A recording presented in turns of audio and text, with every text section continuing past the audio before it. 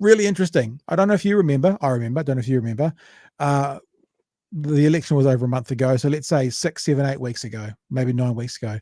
Our old mate David Seymour got asked, would you like to be Deputy Prime Minister? He's like, no, not interested. I'm more focused on getting our policies through. Not interested. However, his tune has slightly changed. Let's have a look at the one news story from tonight around where the talks are up to and how David Seymour is now making a case to be Deputy Prime Minister. Now, with policy plans agreed, wrangling over roles was the hot topic during coalition talks today. Christopher Luxon met with David Seymour and Winston Peters as negotiations hit day 18. Here's Deputy Political Editor Mikey Sherman with the latest. Making a hot pink statement on the street, David Seymour's Actmobile was a dead giveaway. Coalition chats were happening at Christopher Luxon's house. Now, when I saw the story, I thought, oh, okay, Chewy, they've been listening to us and they've decided to not stay in the caucus anymore. They're doing it in their house. But just cool your jets because they end up going to the caucus anyway. So they're now doing it in multiple places. Over an hour later, Nicola Willis and Chris Bishop enter, No eventually, the ministerial matchmaking in full swing. Do you want the role of Deputy Prime Minister? Look, I've always said that I'm going to serve in whatever role that I need to. It's clear David Seymour is keen. I think there's a very clear agenda. Yeah, it's a funny doublespeak here, Chewy. I'm happy to serve, I'm happy to serve, I'm happy to do this, I'm happy to do that. But then he comes out to basically go, well, but the second largest party should be the Deputy Prime Minister. And I've got a theory about this, and it's not necessarily that he wants it. I'll give you that in a second, though. We'll get to the story. I think there's a very clear agenda that the ACT Party is the second largest party in the government.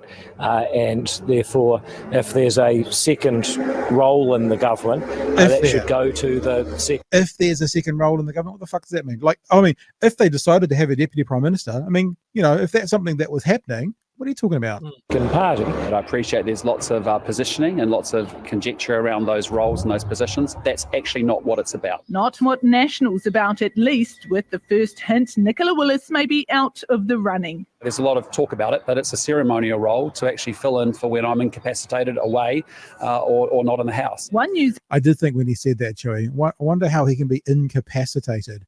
I mean, like, is he planning to have emergency surgery? I'm just saying, it's a strange word to use. No. Full of points. No.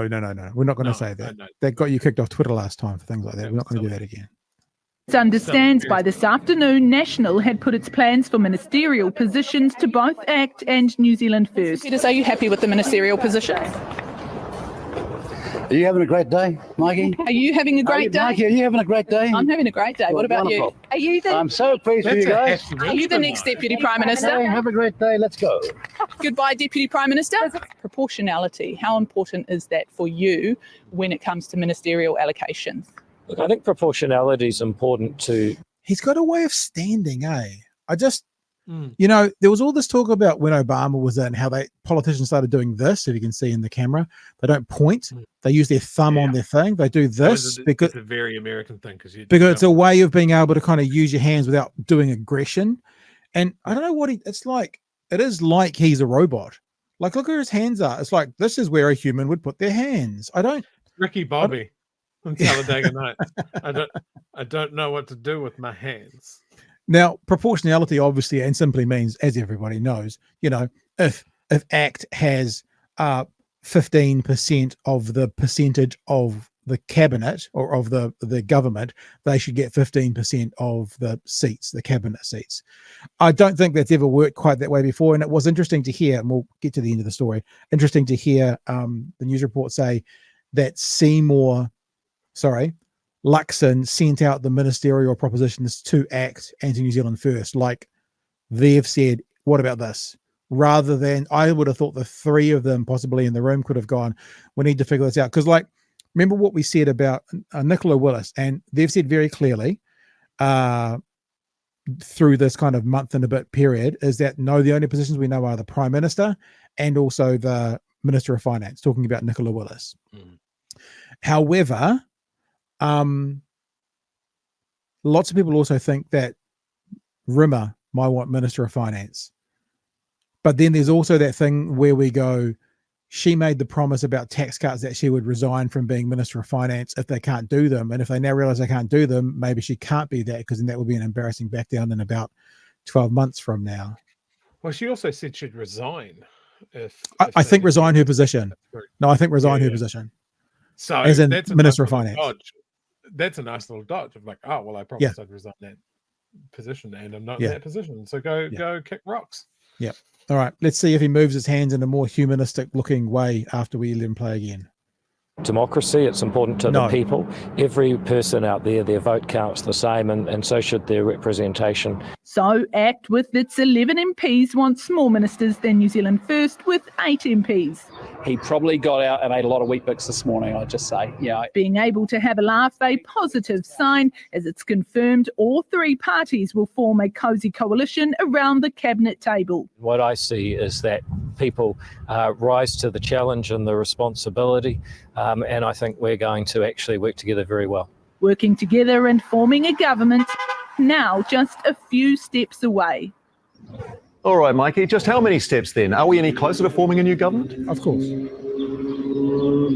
Tēnā rā tātou katoa. Well, it really does feel like we are in the final throes of these coalition negotiations. Ministerial portfolio allocations really is the final hurdle. Christopher Luxon has met twice today with Winston Peters, including here at the Quarters Hotel. And of course, we saw there Mr. Peters not giving much away, keeping his cards very close to his chest. So we're unsure if he is happy or unhappy with what National is offering New Zealand First. Christopher Luxon has met once with David Seymour on the matter, and of course all eyes on those Deputy Prime Minister roles. Of course, is it going to be David Seymour? Is it going to be Winston Peters? And once these deals are agreed, of course these deals will be taken back to the party boards. That is largely a procedural issue, though. We know that National Party President Sylvia Wood, for example, has been heavily involved in negotiations. But of course we will keep you updated with all the very latest onenews.co.nz. There you go. Now, I know on TV3, 3 News, whatever they call it on News Hub, I watched that story as well. They were talking about the proportional divide up, and I think it was going to give National about 14 ministers, and something like ACT got 3 and New Zealand First got 2 or something like that. I mean, it feels, actually, like, it does feel fair, actually, if they did it that way. Oh, there we go. Is that what it says? Yeah, something about Swedish rounding, which doesn't make any sense at all, because how do you do 0.3 of a position? Unless they literally work it out to be you're the deputy. 0.3 of start cutting them up. So what that would maybe mean is, so maybe National would get 14, ACT would get 4, New Zealand First would get 2. That work out to be the same? Something like that.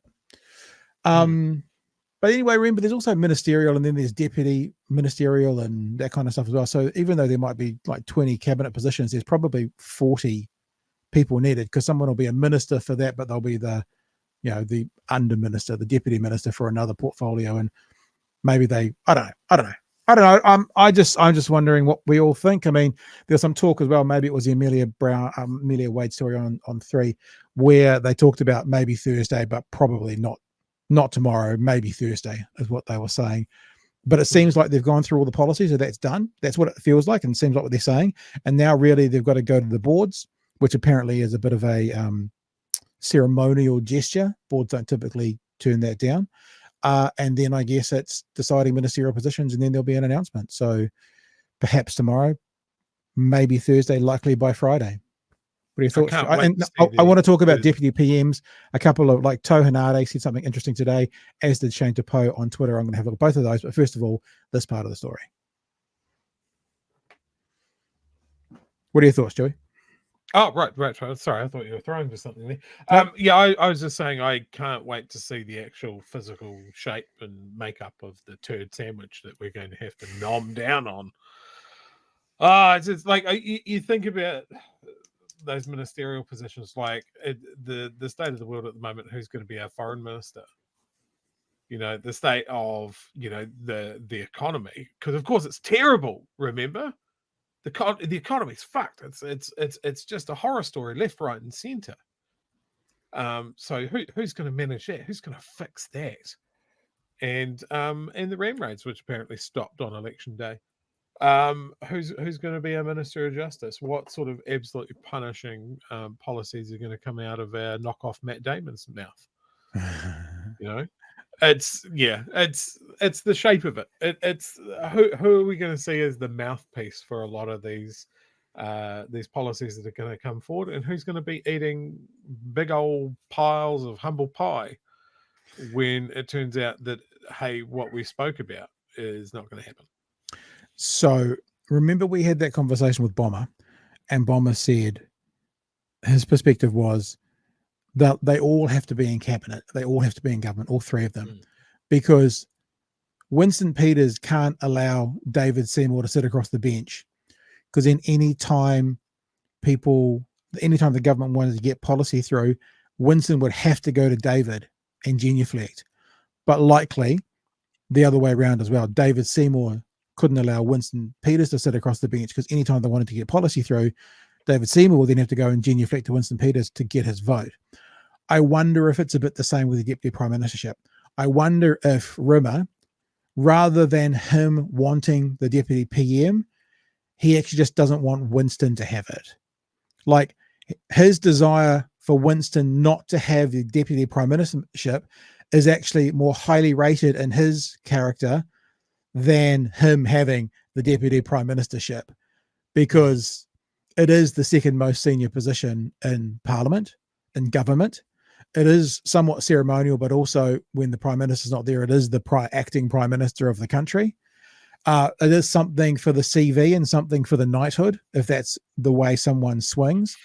And it could be seen. Remember, this is the thing with Winston, eh? He is vindictive and he's got a long memory.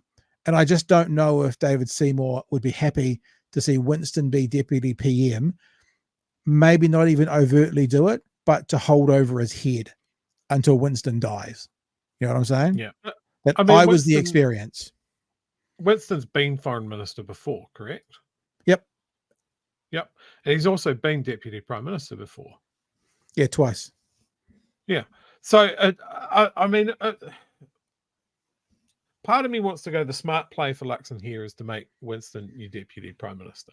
Yep. Like it sort of takes away a lot of the things of like, geez, Luxon's inexperienced and all of that sort of stuff. But then the flip side of that is Winston just going to dog walk Luxon up and down the parliamentary forecourt for 3 years?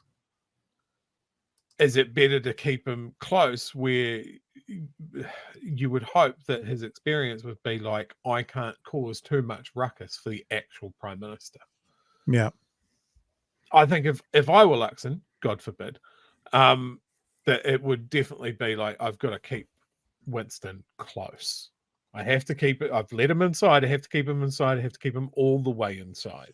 Although what you're describing, like him dog walking Luxon, I don't think Winston will require a position to do that. I think he could do that from any ministerial position. He could probably do that if he had have decided, which he hasn't, to sit across the benches. He could probably still do that. So, I mean, if what you're saying is keep your friends close, you keep your enemies even closer, maybe so. Maybe so. Because as much as Winston, and we all know this is where the saying came from him, the baubles of office. He made a big public statement about not wanting the baubles of office, and then he took them. I wonder as also, this sounds a little bit depressing, but for his age, if he realizes this is his last hurrah, and he's like, I'm going to get it all as much as I can, going to go for it, going to feather my nest even more, and go out with a bang, maybe.